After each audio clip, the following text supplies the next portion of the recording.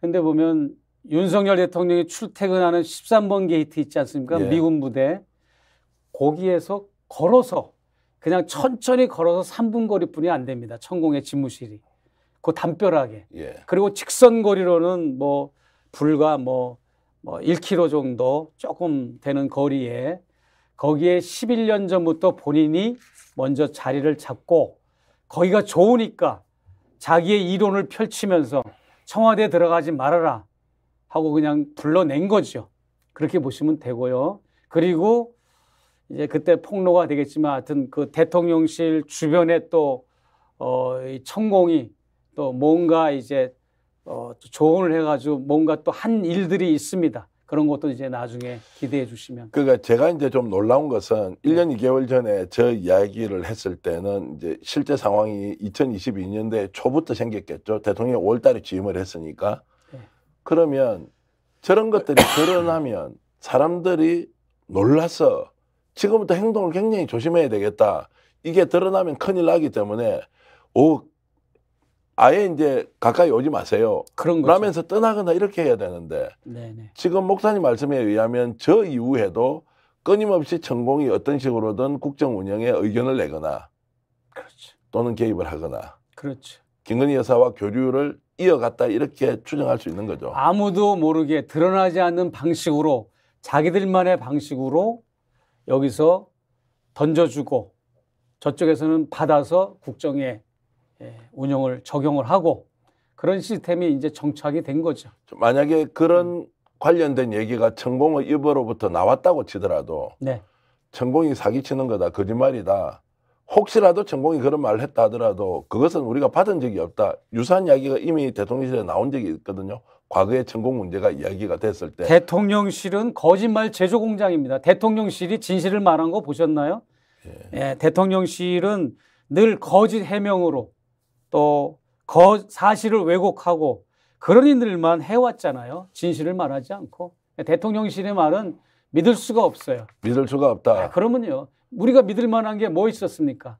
바이든 날리면에 준하는 이야기들이 수백 가지, 1000가지도 넘을 겁니다. 취임에 대통령에 당선돼서 지금까지 그 대통령실에서 내놓은 궤변과 억측과 말이 안 되는 왜곡된 거짓 해명 사실 왜곡들이 얼마나 많습니까? 예. 그래서 눈 가리고 아웅하는 것이고 리투아니아 갔을 때 백화점에 여사가 갔을 때 그 사건을 정직하게 얘기하면 얼마나 좋아요. 그거를 삐끼 호객행위를 당했다는 이런 말이 안 되는 그런 궤변들이 어디 있습니까? 그런 식인 거죠, 매사가. 어제 한동훈 비대위원장하고 싸움하면서 네. 민생 토론회 가야 되는데 30분 전에 못 간다고 통보했는데요. 그러니까요. 감기 걸려서 못 간대요. 그래 그러니까요. 그런 이야기를 하면서 아무튼, 굳이 그런 말까지 해야 될 필요가 있나 생각했는데 네. 천공 이야기 조금 보태서 질문드리면 혹시 김건희 여사가 영국 여왕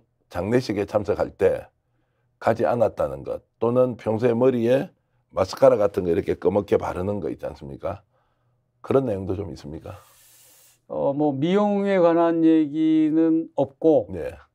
영국 여왕 조문에 관한 얘기는 한 게 있습니다. 예. 있고 장강서를 많이 늘어났죠. 예. 그러나 이제 분명히 그 지침은 있습니다. 지침 내용이. 그러니까 그렇게 전공이 했던 이야기 아직 폭로하지 않았기 때문에 제가 추론해서 질문을 드릴 수밖에 없지만 네. 보통 이제 내가 대통령 영부인과 아주 가깝다. 내가 세상 다 안다. 앞으로 일어날 미래를 예측할 수 있거나 예언할 수 있다라고 하는 사람들이 네.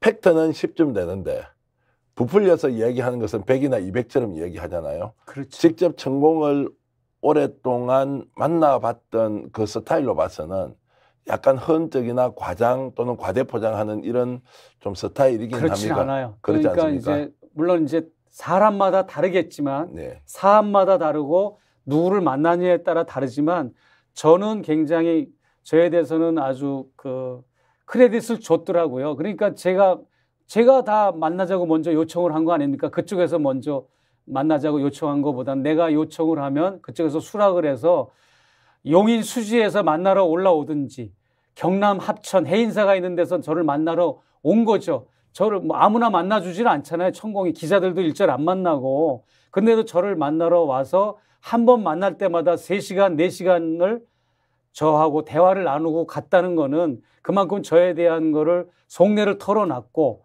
저는 또 그냥 기자들이 질문하는 어법이나 그런 기교를 가지고 청와한테 질문하면 얼마나 나를 의심했겠습니까? 그렇기 때문에 길어진 거예요. 저하고 접견하는 시간이. 그러니까 세상 돌아가는 얘기나 이런 걸 쭉 하다가 푹 치고 들어가는 거죠, 질문을. 그러면서 또 거기에 대해서 또 이렇게 다른 얘기 살살 나누다가 또 질문하고 이러는 과정이 이제 많다 보니까 한 번 만나면 3시간, 4시간을 만났던 거고, 그래서 총 3차례를 만난 겁니다. 자, 그렇게 보면 천공이라는 네. 이제 무속인, 네. 뭐라고 그래야 됩니까? 스님이라고 해야 됩니까? 스승이라고 해야 하여튼 천공이라는 인물은 네. 어떤 유형입니까? 우리가 일반적으로 만나보는 네. 실제로 예언과 사람의 그 복심을 네, 이뤄내는 네. 이런 힘을 가진 사람은 맞습니까? 굉장히 위험하게 느껴졌어요. 위험하다. 네. 그러니까 지금 김건희, 윤석열 두 내외에 기생하는 숙주 같은 느낌이 들었어요. 네. 네. 그래서 무속 세력을 몰아내야 된다라고 하는 것을 저는 이제 시간적 여유만 있었다면, 이 디올 사건이 폭로가 안 됐다면 제가 김건희 여사, 윤석열 대통령 두 내외와 천공을 내가 세포리 시켰을 거예요. 떼어놨을 겁니다. 그런데 이제 김건희 여사는 나와 천공의 관계를 모르고 있었어요. 이 사건이 폭로되기 전까지. 천공은 저와 김건희 여사의 관계를 전혀 모르고 있습니다. 내가 양쪽에 다 비밀로 했습니다. 그랬기 때문에 이게 성공이 된 거죠. 이게. 예. 네. 예. 약간 이제 뭐라 그랬습니까? 좀 위험한 인물이라고 아까 표현했지 않습니까? 네. 이거를 좀 구체적으로 이야기하면 어떻습니까? 위험하다는 것은 본인이 갖고 있는 확신을 상대에게 예를 들어서 이 사람은 킹메이커라고도 볼 수 있잖아요. 어떻게 예, 보면 이제 우리 요즘 시사적인 용어로. 예. 근데 킹메이커가 아니라 킹 오브 킹, 왕 중의 왕의 그런 생각을 가지고 있는 네. 사람인 거. 예를 쉽게 들어서 얘기하면 뭐 정신 세계를 지배하고 있다는 정도의 위치에 그런 것뿐만 아니라 예. 북한의 김정은 위원장도 일단 이제 통일과 관련된 그분의 일단 통일 방안 예. 이런 게 일단 이제 폭로가 될 겁니다. 거기에 나오는 얘기인데, 김정은 위원장도 자기 수하에, 윤석열 대통령도 자기 수하에, 심지어는 미국 대통령도 자기 수하에 두고 싶어하는 성향과 목표를 지닌 사람인 거예요. 사이비 교주네요. 네. 뭐 사이비 교주들이 보통 능력이 신도들을 되면 그렇게 할 수 있겠지만 그게 가능한 얘기는 아니니까 이제 우리가 이제 그걸 이제 사이비로 그런 보는 인물의 거죠. 유형이고, 자기 확신이 과도할 정도가 아니라 망상의 정도까지 올라가 있는 사람이다. 그냥 모든 걸 다 가지고 있어요. 교주들이 가지고 있는 그 장점을 다 가지고 네. 있고, 그 다음에 혹세무민하는 아주 사이비 교주의 그런 성향도 가지고 있고, 그러면서도 어떤 또 긍정적인 그런 또 이걸 보면, 순기능을 보면 어떤 상담자의 역할, 남이 봤을 때 상담자의 역할, 뭔가 멘토의 역할을 해주는 걸로도 사람들에게 착각을 일으킬 정도의 또 그런 캐릭터도 있어요. 그렇기 때문에 굉장히 이분도 다양한 캐릭터인 거죠.